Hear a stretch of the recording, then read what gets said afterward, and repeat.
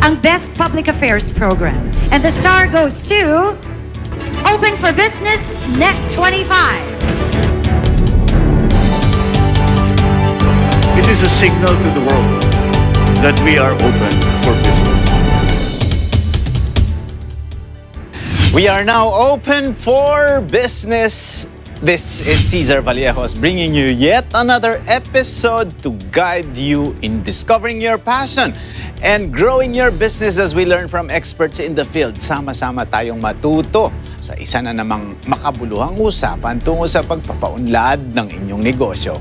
Ang Open for Business ay mapapanood nyo rin sa Facebook, sa YouTube. Siguraduhin mag-like at mag-subscribe sa aming social media page at Net25 TV. Alamin natin, suriin mula sa mga negosyante, thought leaders at mga personalidad sa iba't ibang larangan ng mga strategies, trends at mahalagang karanasan sa pagninegosyo dahil tayo ay open for business.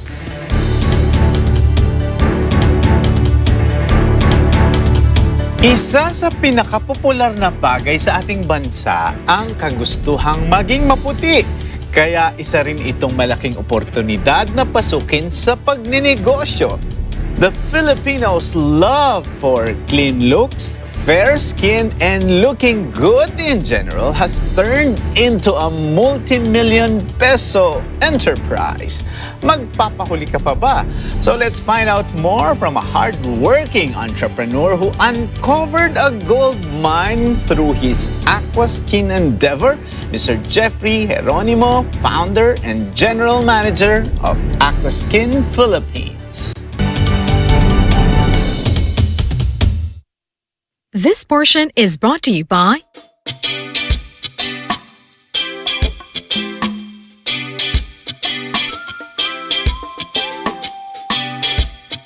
Hindi nyo na kailangan lumabas ng bayan para makakain ng street food. Maraming salamat. Oh, ito. Ayan, good morning. Omelette naman. Kayang-kaya natin gawin niya dito sa Lutong Daza.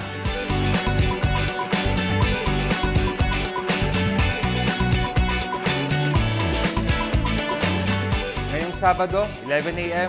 dito sa Red 25. Panalo tayo pag together, walang talo pag together. Let's stand together sa Net 25.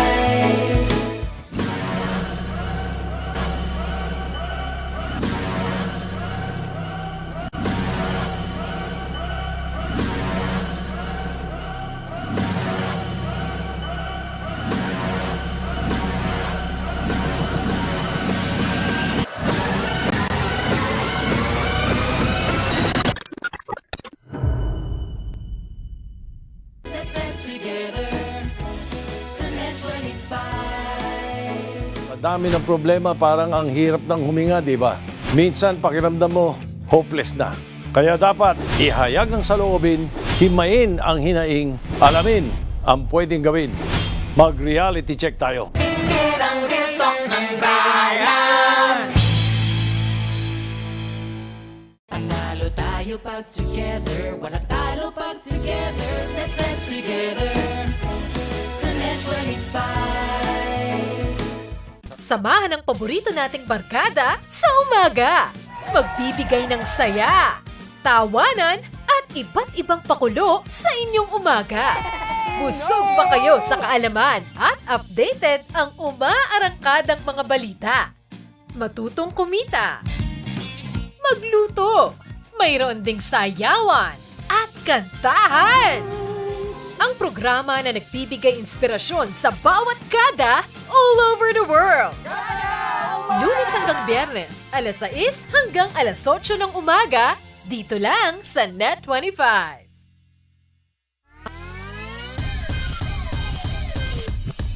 Hi mga ka-superfans, ito po si Bonbon Custodio mula po sa inyong Davao Occidental Tigers. Manatili po kayong nakatutok dito lang sa Pilipinas Super League. Ito ang liga ko.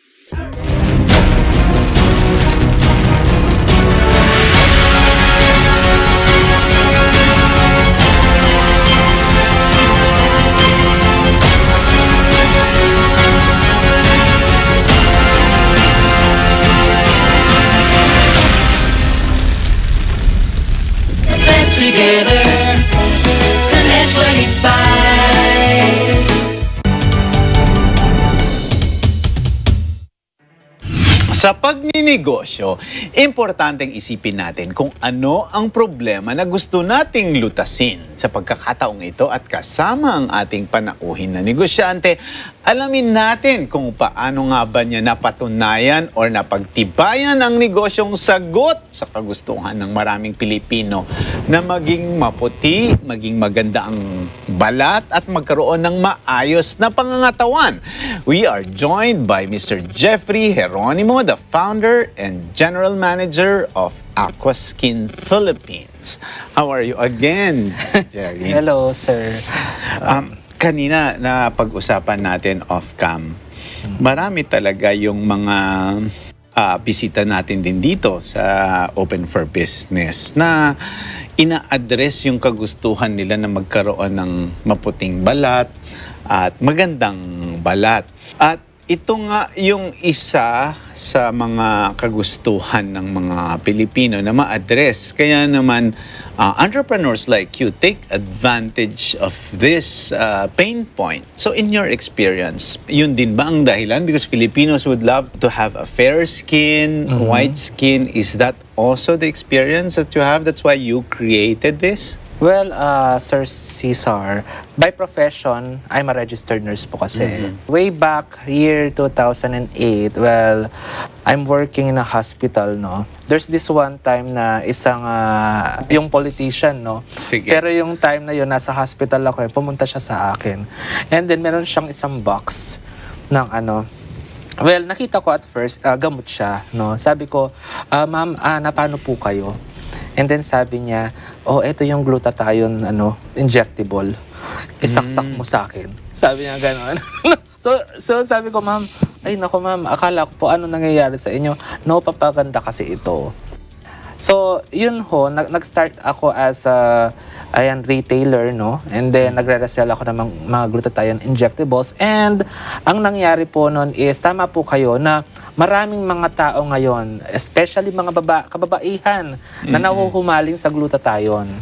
Opo. Kaya rin po ito napasukan ko, no? Syempre, sa line of business ko, aside sa pagiging nurse ko and entrepreneur, nakita ko yung potential ng health and beauty industry. Na sabi nga nila na kahit yung ibang mga babae daw na kahit na hindi na daw kumain, as long as na maganda sila and maputi, ayun na okay lang daw.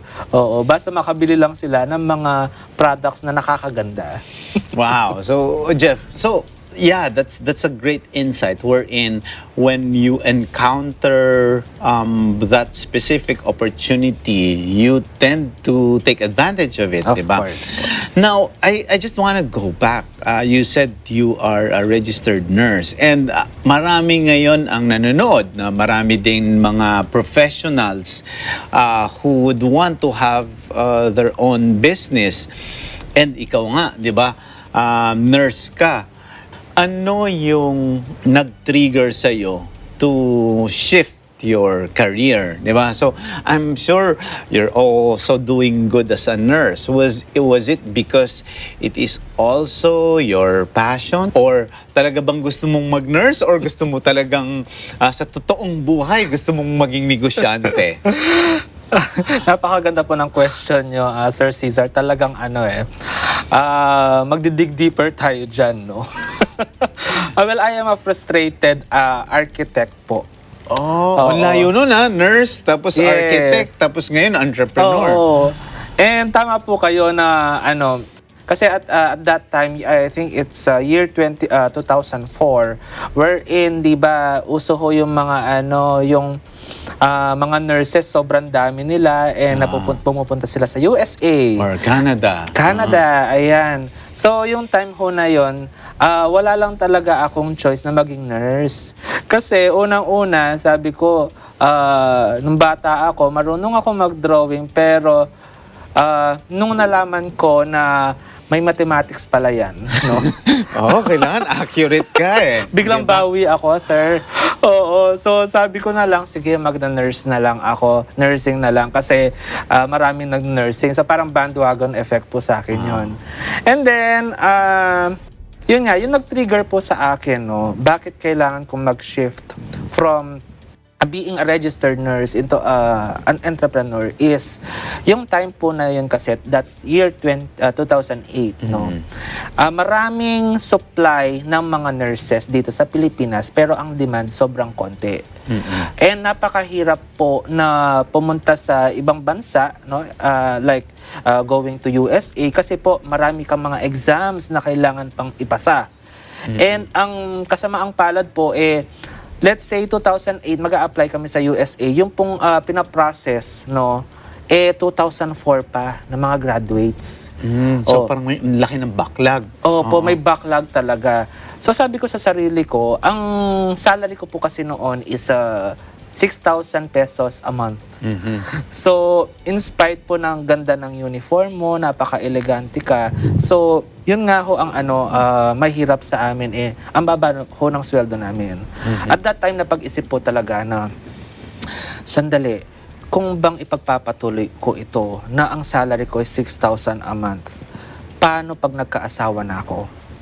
Paano kapag nagkaanak na ako? Masusustain ko ba yung mga needs nila? Especially, I'm the father, so kailangan ako po yung isa sa mga provider. So, doon po na talagang naglaro sa isip ko na I think kailangan ko ng second job or any sideline po para at least meron akong plan B in case man na magsawa na ako sa pagiging nurse.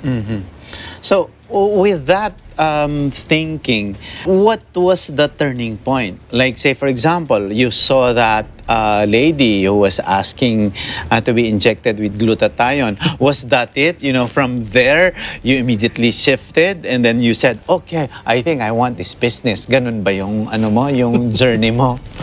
Eventually po, sir, ganun nga. So, nung in-offer sa akin, nung lady na yon na i-inject ko yung glutathione sa kanya, after a few weeks, bumabalik-balik na siya. So sabi niya sa akin, Jeff, you are a nurse, right? Sabi niya, opo, sabi ko. And then sinabi niya, ba't di mo palaguin ang business mo? Since you are registered naman, and then why not pumasok ka sa mga group of businessmen? So yun po, sir, pinasok niya ako sa mga Rotary clubs. Ayan, so doon po nagkaroon na tayo ng mga connections and at the same time po, marami na po tayong natutulungan. And ang naging drive ko po noon is nung pagpasok ko sa Rotary Club, no, unti-unti po, yung mga fellow nurses ko, sinasama ko ni sila. And ang ginagawa ko nga, sa totoo lang, pinapautang ko po sila noon.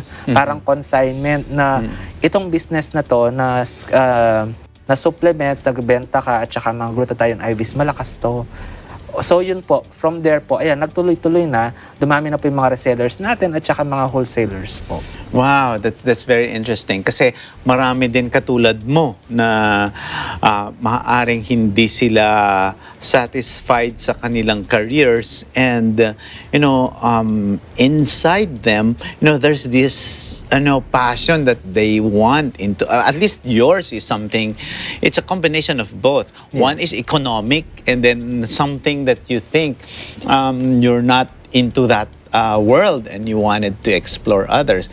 So, bago natin pag-usapan yung produkto mo at serbisyo ninyo, gusto ko lang balikan din na ano yung naituro naman or naging advantage ng pagiging nurse mo sa pagninegosyo. What is the advantage of being a nurse in this business? As a nurse po kasi, it is innate to us na whenever we encounter patients, no, we give health teachings. So, ang ginawa ko naman ho is, syempre, since professional ako, every time na nagkakaroon ako ng mga clients dito sa business ko, I always tell them the truth. Hindi ako yung parang for the sake lang na makabenta, okay na. So, I always tell them na ito ang effect talaga ng gamot na ito. Ito yung mga side effects niya. Ito yung mga ma-expect mo na mangyayari sa'yo kapag na-inject yung mga gamot na to. Nakaka-add din po ng credibility, no? Yung sasabihin mo yung totoo, and in-apply mo yung pagiging nurse mo doon sa mga taong binibigyan mo ng service. Wow, that's very interesting. And as you mentioned, aside from that, di ba parang nurses are used to be are trained to be caring, di Yes. ba? And that's why around the world, I think we could say that, nurses are one of the best in the world because of their caring, very hospitable nature. Yes, exactly. Ano ngayon ang mga produkto mo ngayon? Sa paliwanag mo pa lang. Kasi correct me if I'm wrong, but with glutathione, how safe is it to be injected with people? Like say, would you consult maybe any physician? Or at least ikaw nurse, kaya parang alam mo na pag-aralan nyo yan. Pero how safe is it? Wala ba itong pinipili na edad? Could it be a young person or adult or someone, a senior citizen maybe? How safe is it to be injected in us humans? All right, sir. Thank you for that question, no? And well, frankly speaking po, if you will be injecting glutathione IV, no, kailangan talaga may supervision ng mga doctors, no? And it's really safe to say na kapag nagpapa-inject ka, not only doctors yung mga kasama mo, dapat make sure the product is original. Okay? Tama. Kasi dun sa social media ngayon, ang daming mga mga napepeke, may before-after, may nagreklamo pa, di ba? Yes, At saka kapag minsan yung mga natuturukan, dati ng maganda, gwapo, ang nangyari nung lumabas, Yeah. iba na, Opo. 'di ba? So paano maiiwasan yung mga ganun? Ayan, maiiwasan po natin yan is, unang-una po, you have to find a credible supplier po. Pangalawa nun is, you have to check the contents. Make sure po na yung mga contents is, yun talaga yung nasa gamot. Okay? And yun ho, since nag-start ako sa mga glutathione IVs, no? So, napansin ko rin na parang, ayan, it's really not beyond my knowledge po to sell such medicines. Kasi it's really the pharmacists and even the doctors po kailangan pa talaga ng prescription. That is why po, gumawa ako ng mga products that are within my knowledge, which is yung mga supplements naman po. Okay. Kanina, in my introduction, I said, okay, ang Pinoy and even some businessmen, when they realize that, Filipinos like whitening products. But you said it's just one of the many Yes. arrays or menu of your products. Ano pa ba ang gusto ng Pinoy at ano yung ginawa ninyo ng mga produkto na mai-distribute sa ating mga kapwa Pilipino? Ayun ho. So, eto po yung mga products natin. Nag-start po itong products na ito way back pandemic. Nung nag-start yung pandemic natin, yung time na yon na nasa bahay lang tayo, bigla ko naisip na yung mga tao ngayon na nila, aside sa vanidoso sila, no, ang kagustuhan ko is naging health conscious na sila. So, yun po, naglabas ako ng mga products na talagang beneficial sa kanila. Ang naging hero product po natin ito po yung Aquaskin Gluta Capsules, no. This is our first hero product, which is called Aquaskin Gluta Capsules po. And contained in a glass bottle. It's Yes the po. first wine. Yes, it is. Is it different when it's in a plastic bottle versus the glass bottle? What's the advantage of having it in a glass bottle? Ayun, actually sir, marami talaga nagtatanong yan, no? And ito po, i-explain ko sa inyo bakit kailangan glass bottle aside sa mga plastic bottles. Bakit po? Unang-una po kasi, ang mga plastic bottles, they are made of chemicals, no? And kapag linagay mo yung mga capsules doon, may possibility po na magkaroon ng chemical reaction. I see. Pero kapag glass bottle ang linagay mo, yung mga capsules linagay mo sa glass bottles, unang-una po, they are refillable. Pangalawa, they are recyclable. Pangatlo po, hindi po tatamaan yung heat, yung init papasok sa bottle and sa mga capsules. Dahil kapag nangyari po yun, let's say may vitamin C yung capsule, mag-oxidize po yan, magko-color yellow siya.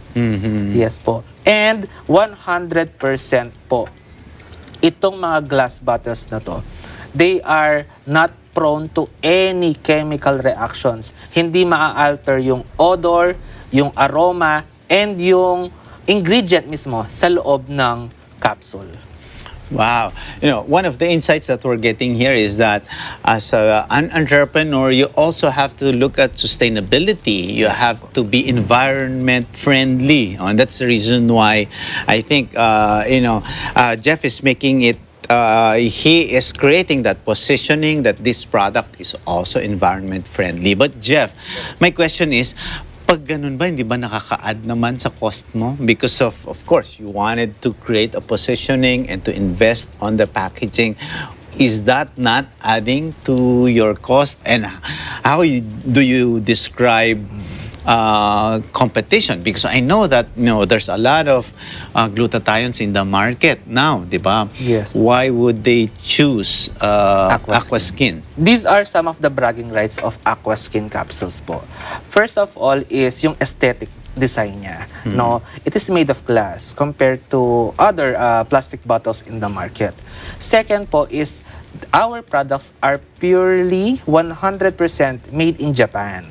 Wow. Yes, and alam naman ho natin, the moment na narinig natin na if the skincare product or supplement is made in Japan, automatic bibilhin po natin yan. Bakit nga? Kasi talagang nakakabata nga. Yung, tsaka, siyempre, alam mong high quality. Yes. Bakit? Based on studies. Okay. So, based in studies po kasi, when we speak of Japanese skincare or Japanese supplements, Or Japanese technology.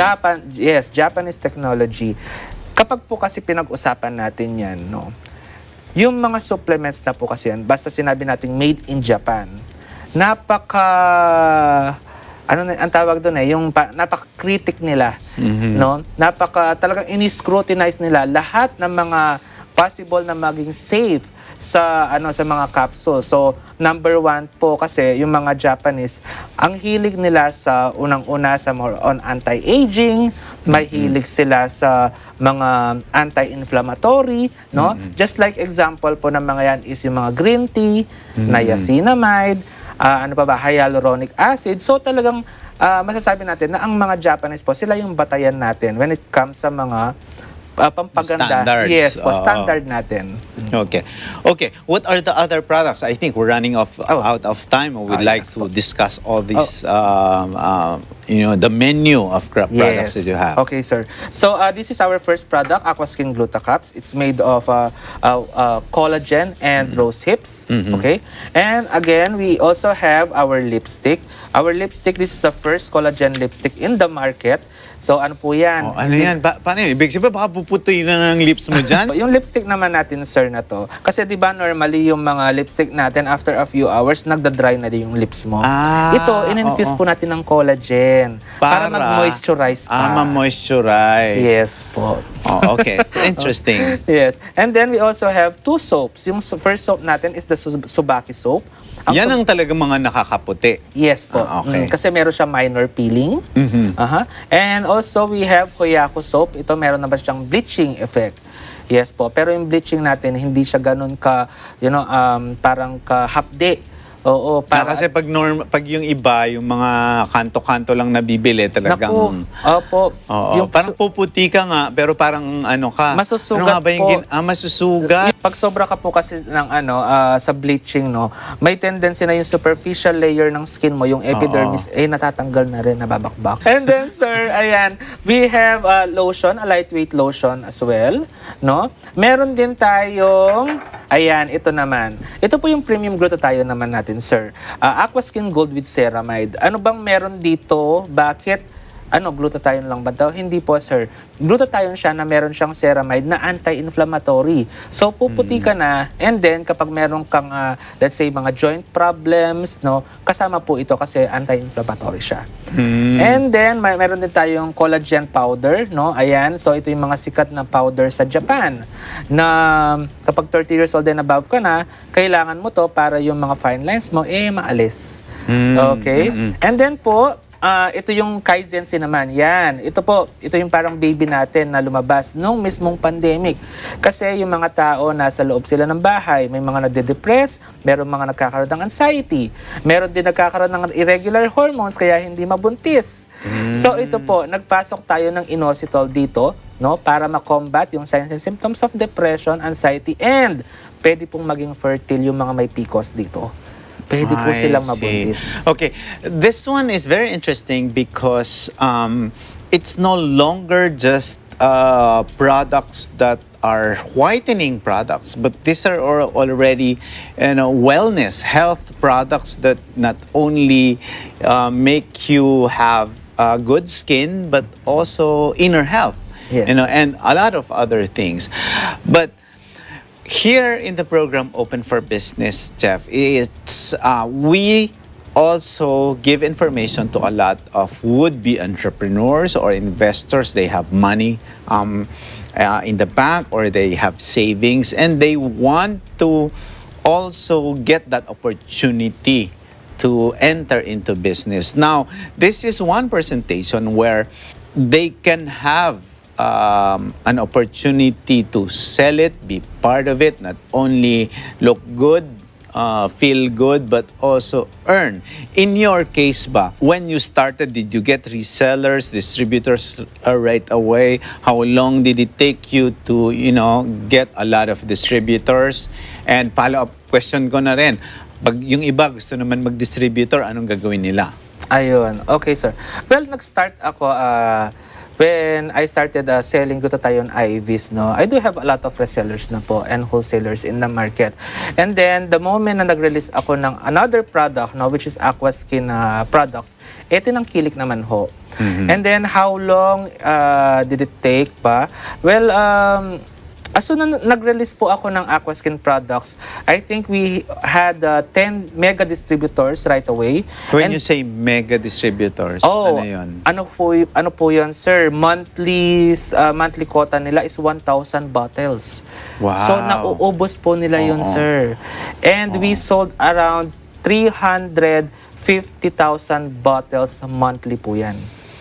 Opo. Wow. And then of course, we have resellers. So, ibig sabihin, pag ganun, ang impact nun, you will read it that it's good for them. They're having fairer skin, they feel better, and they look better. Well, ang kagandahan po kasi sa Aquaskin products right now is hindi lang kami naka-LTO, kompleto ho yung mga documents natin. And ito nga po ang good news natin is, pati po mga doctors, pwede na nilang i-prescribe ang mga Aquaskin products natin. Wow. Yeah, congratulations. Why is that so? What was the process that it has taken to reach that level? Yes, sir. Of course, you should have industrial partners, dermatologists, no? And then, kailangan pa ng mga studies yan, no? Siyempre, kapag may mga studies yan, it will take like months before mo ma-prove talaga na these products are safe and pwede sila talagang i-prescribe ng mga doctors. So, matrabaho po yan. Pero, hindi hindrance sa amin yun kasi we really want our products, Aquaskin Philippines, na i-prescribe ng mga doctors and at the same time po, mailagay yung Aquaskin products sa medical dictionary. Wow, that's very interesting. Now, Jeff, a lot of small businesses are watching, a lot of yung iba. The reason why we are airing this program at 9 p.m. para may mga bata pang nanonood. Ano yung sikreto mo? I see that you're still very young, but I can feel the passion in it. So, what's the formula? Kailangan bang mag-enroll ka maging nurse ka muna kahit ayaw mo? Kahit architecture talaga ang gusto mo. What's your secret? So that, some of those who are watching can also, pursue and take this type of business. Yes, thank you, Sir Cesar. Siguro ang masasabi ko lang, for those entrepreneurs and aspiring entrepreneurs, I have at least three criteria and na pwede nyong gawin. Yun, maganda yan. Ano yun? Okay, first is you have to be willing to learn. The willingness to learn. Kasi if marunong ka, that's it. Pero if meron kang willingness to learn, kaya mo pang mag-explore ng mga iba't ibang mga bagay para ikaw ay matuto. Second is you should always be committed. If nag-start ka ng business mo, dapat spontaneous yan. No? Dapat continuous yan. Kasi the moment na nag-relax ka, there's always a possibility na ma-intercept yan ng mga ibang businessmen. No? I know na competition is normal, pero dapat as a businessman, no, you should always innovate. Kailangan dapat 2 to 3 steps ahead of the game ka. And the last one na kailangan kong impart po sa kanila is, if you have problems, you focus on the solutions. Because if you have a problem and you focus on that problem per se, it will just create another problem. So ngayon pa lang, kapag nagkaroon ka ng problema, you think of the solution right away. And then, that's your motivation para mag-succeed pa all throughout. With your 3 tips there, Jeff, it's not only applicable to business, diba? It could be applicable to any aspiring industry ones. Yes, or sir. to your life, you know, in general. Exactly. Balikan ko lang yung number 2 mo. Kasi, yung competition kasi, sinabi mo innovation. Yes. So, alam natin na maraming mga produkto na pumapasok. How do you manage that? Do you attend conferences? Do you travel abroad? Do you research? Do you have a R&D department? Or what do you do? So that our viewers will also have an idea on how, which you said is about 2 to 3 steps ahead of competition. Okay, sir. Well, since we are here in Open for Business, I will share right now some tips na pwede niyong matutuhan, no, when it comes sa formulating new products to stay ahead in the market. Noong nag-start pa lang ako, sir, what I always do is pumupunta ako sa mga conventions. No, I always make it a point na if there's a convention about skincare, the new trends of supplements, ganyan, nandoon po ako lagi. And then, that's the time na kailangan mag-iisip ako na ano ba ang meron dito na wala pa sa Pilipinas? Ano pa ba ang product na wala sa Pilipinas na pwede kong i-introduce? So, ayun ho, kailangan innovative ka. If maglalabas ka ng product, you have to make it a point na ikaw ang bago. Ikaw ang una. Second, of course, competition, hindi mo maaalis yan. Normal lang yan, no? Healthy competition yan eh. So, siguro ako, ang ginagawa ko, sir, kapag nagkakaroon na ng ganyang competition, I always make it a point na if nagagaya na ang product namin, dapat meron akong another product. So kung... So, nag-expand ka na ng variant or yes, new sir. product. Okay. At least, kasi okay lang naman sa akin, sir, nagayahin yung product eh. Kasi that is, for me, that is another form of flattery. And nai-inspire ko yung mga tao to do better. Kasi ang sa akin, sir, my motto right now is not about competition at all. But? It's about collaboration. Okay. Yes po. That's good. So, those are some po na pwede nilang gawin para at least in the market, no? And at the same time is sila yung maging kakaiba and tangkilikin sila ng mga tao.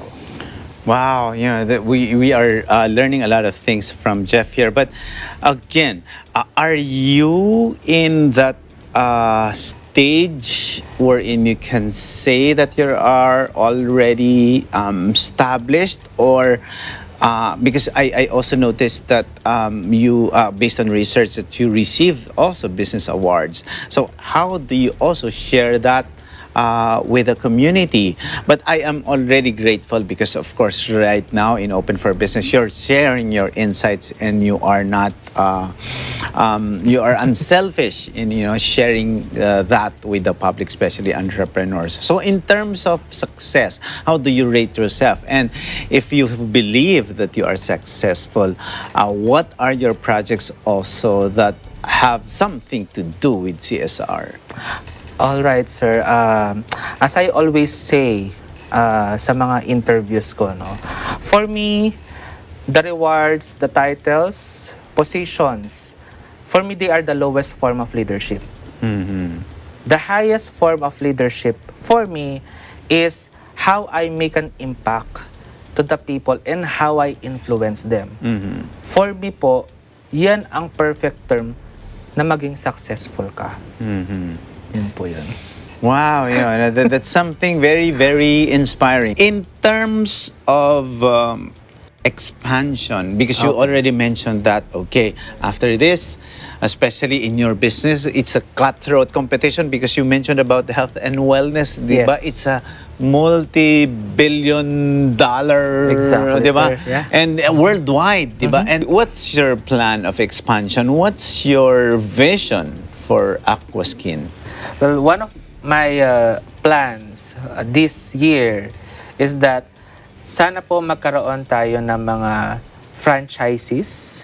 Yes, para at least po mapalaganap natin yung naidudulot ng Aquaskin products. And of course, we want it to be more competitive na even worldwide po, makilala yung Aquaskin Philippines. And for me kasi nakaka-proud lang na even though the products made in Japan, the promotions, the marketing is started in the Philippines. Diba? So parang meron tayong flag bearer na brand, which is Aquaskin Philippines. Wow. Now, it's coming from Japan, but do you have also some plans to develop, something, that's made in the Philippines? Well, I am always open for that, sir. Well, to tell you honestly, we have local products here as well. Yung mga soap natin, they are made in the Philippines. I see. Yes. So at least nagsimula na rin. So yes, it's, sir. okay. But our supplements, they are really made in Japan. And right now po, nag-release tayo ng product that it was just released last October po. Ito nga siya. So yung oral sunblock natin. Oral sunblock? Yes, sir. This is the first. Dati, di ba, nagsa-sunblock tayo, pinapahid natin yan. So kung ano lang yung pinahid mo, yun lang may protection. Exactly po. Maghihintay tayo ng 2 hours before tayo mag-submerge dun sa sa swimming pool. No? So yeah, ito, kunyari, pag tinake mo to, gaano ka katagal maghihintay? Maghihintay ka lang ko. Once na tinake mo siya, sir, you just have to wait 30 minutes lang and then pwede ka na lumabas. So, and this is good. So, what's the technology behind this naman? Okay, sir. Our oral sunblock is made of 500 milligrams leucotomos polypedium. Ito po yung mismong tinatawag natin na sunblock ingredient. And ang kagandahan po nito kasi, since oral na siya, wala nang stingy effect, wala nang nagkakaskas pa, and at the same time po, dahil nga syempre sa competition talagang mahirap, no, pina-IPO na po natin. Pina-trademark natin yung ingredient.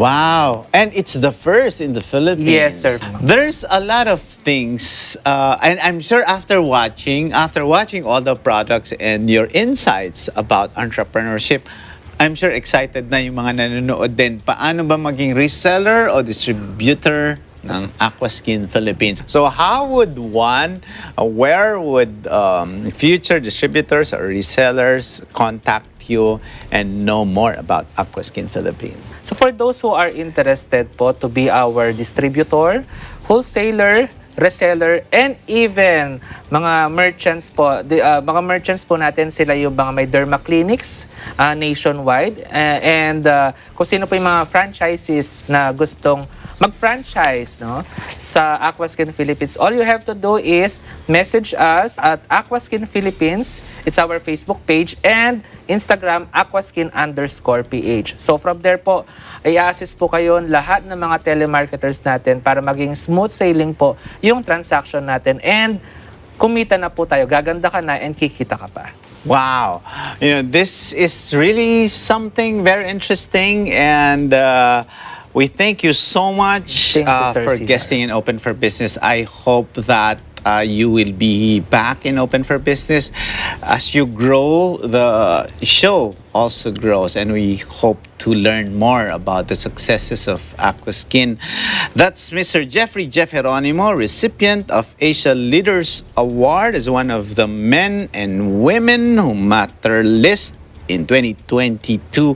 The Aquaskin Philippines founder and general manager, Jeff Geronimo. Thank you so much. Open for Business. We'll be back. Stay with us.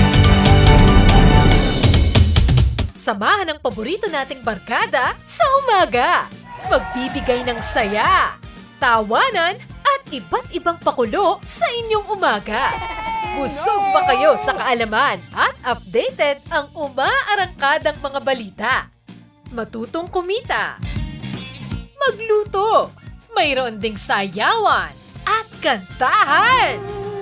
Ang programa na nagbibigay inspirasyon sa bawat kada all over the world. Lunes hanggang Biyernes, alas 6 hanggang alas 8 ng umaga, dito lang sa Net 25.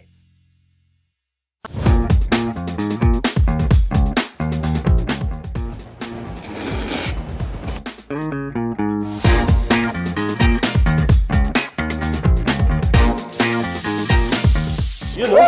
Bato! Oh!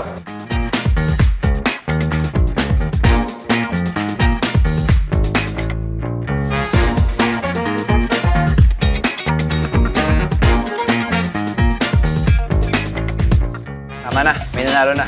Uwi na.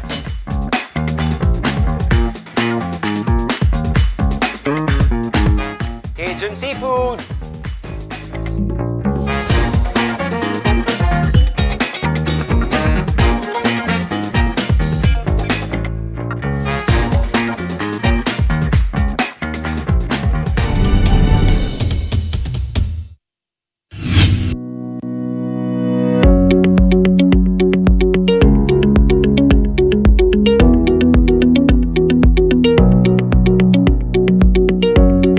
Welcome back to Open for Business. These are the trending business news around the world. French loan 9 billion pesos secured for climate action. The French government extended a 150 million euros or 9 billion pesos in loan financing for the Philippine government for its climate mitigation and adaptation efforts. The loan is part of the 390 million euros or 23.29 billion pesos financed by the French Development Agency and Asian Development Bank. The loan aims to support the Philippines in achieving its nationally determined contribution and in its efforts to transform vulnerable sectors into a resilient, low-carbon economy. BOC reports 863 billion peso record collection in 2022. The Bureau of Customs, or BOC, reported a record 863 billion pesos in revenues in 2022, higher than its collection target as the country reopened, boosting economic activities. Data from the Bureau showed total collection reached 20% more than the 721.52 billion peso target set by the Cabinet-level Development Budget Coordination Committee. The figure is also 17.7% higher than BOC's own revenue goal for 2022 at 733 billion pesos. Asian multinational companies keen on setting up garments factory in the country. 9 multinational companies have expressed interest to establish textile or garment factories in the country as part of their expansion plans, according to the Foreign Buyers Association of the Philippines, as reported by a media outlet. These possible investments, 4 of which are from Cambodia, 3 from India, and 2 from Vietnam, could possibly generate an initial 9,000 jobs and increase garments or textile exports by $500 million per annum. I am Randy Bernardino for Open for Business.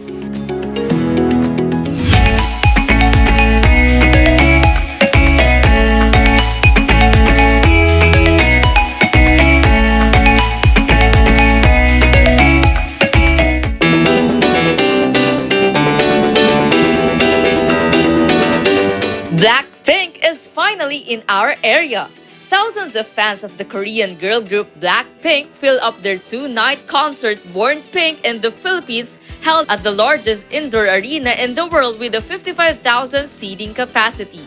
The excited Blinks or Blackpink fans arrived early in Ciudad de Victoria, Bocaue, Bulacan, where the audience's entrance were followed properly and Blackpink's official merchandise was also available for sale around the venue. Blackpink opened the opening set with the performance of their hit song How You Like That, followed by Pretty Savage and Whistle. Solo stages by each member of Blackpink are also performed. On the first night of the concert, the Blackpink members praised the Filipino crowd. Rose announced that the Philippine crowd is one of the loudest crowds they have ever been.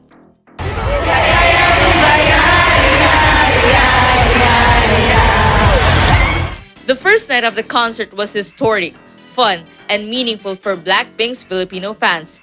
Also for day 2, it was also meaningful because of the crowd's birthday greetings to Blackpink's member Lisa, who will be celebrating her birthday March 27. Birthday na ni Lisa! Birthday na ni Lisa! Blackpink's Lisa, Jisoo, Rose, and Jennie are performing their hits, including songs from their latest album Born Pink, which is also the name of this tour that they are currently in.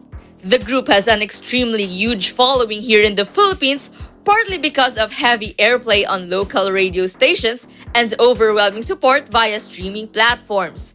Just recently, the group reached a milestone by becoming the musical artists with the most subscribers on YouTube at 85 million.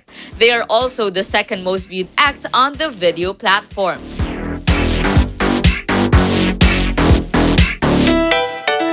I am Jasmine Agustin for Open for Business.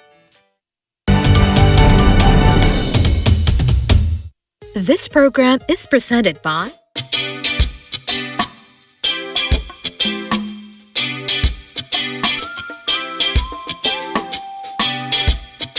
Dami ng problema, parang ang hirap ng huminga, di ba? Minsan pakiramdam mo, hopeless na.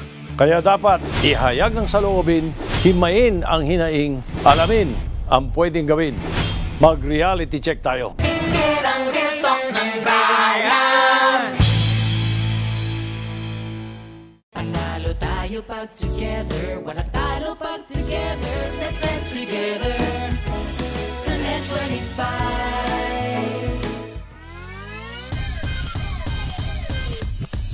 Hi mga ka-superfans, ito po si Bonbon Custodio mula po sa inyong Davao Occidental Tigers.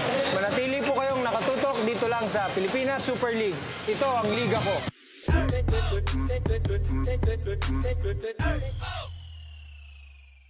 Let's stand together. Sa Net 25.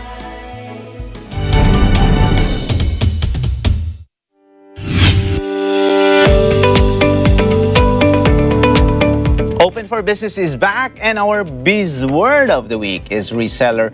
It is a person or company that sells something they have bought from someone else. Ilan sa mga negosyanteng nakausap natin ang nakapagpatunay na ang pagne-negosyo ay isang gawain na kinakailangan ang puso at lakas ng loob. No matter what the challenges are or even the timing of when you decide to start your business, your goal should be your guiding light. If you don't start your business now, you will one day regret that you didn't even start it yet.